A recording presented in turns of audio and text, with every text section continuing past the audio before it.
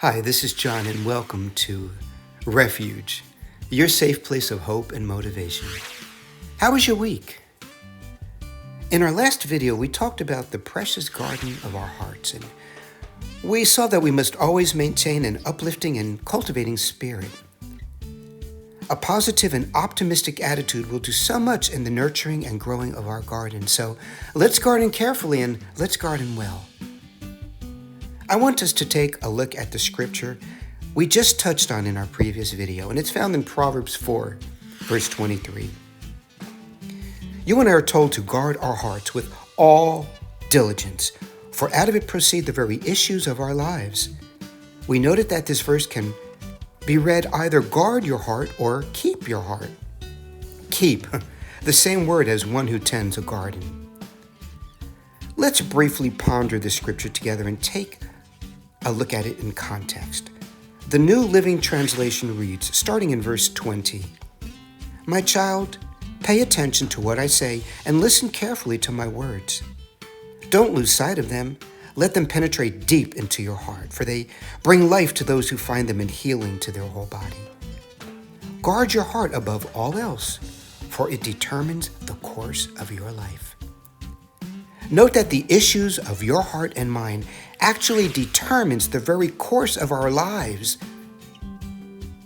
Now, the word guard means to literally watch over. The English Standard Version of the Bible says to keep, as one keeps a garden. This keeping refers to maintaining, caring, and supporting it. Now, let's take a look at exactly what the heart is. You see, I have a heart, and luckily, so do you. The heart is a storehouse for wisdom and all that influences our lives and character as an individual. The heart is the source and wellspring of life. The heart is the actual receptacle where things are daily stored.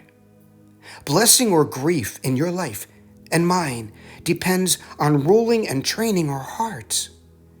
If we direct and instruct our hearts with godly and healthy inputs, there is absolutely no limit to our potential success. Now, my heart, as well as your heart, are our greatest asset, for it can do more for us than anything else. You see, our heart is so much more than that muscle that beats between 60 and 100 times a minute in our chests. So each one of us needs to consider and prize this inner decision-making part that loves certain things and chooses to do them over other things. We must learn to set our affections on healthy and uplifting things. We can keep our hearts good, or we can let them become bad.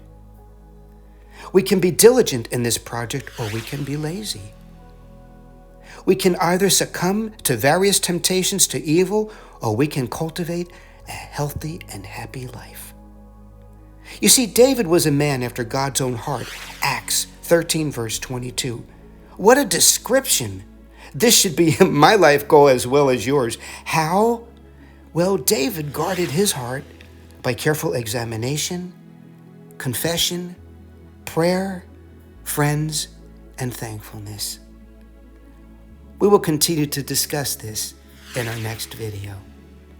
But for now, I want us to take a moment to just quiet our spirits, quiet our hearts, letting go of the weak, letting go of the anxious thoughts.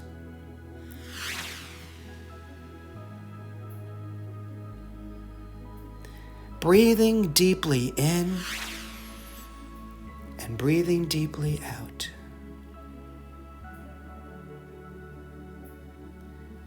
You and I sense being here. We enjoy the moment. We're allowing ourselves to be here. We feel the moment. We feel the peace. And we're imagining ourselves at a very pleasant place.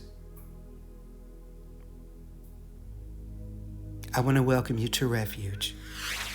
This is our safe place, 24/7. Always remember, The purpose of these videos is to instill in you the knowledge in your heart, in your garden, that you are so special and that God does indeed love you. Ciao.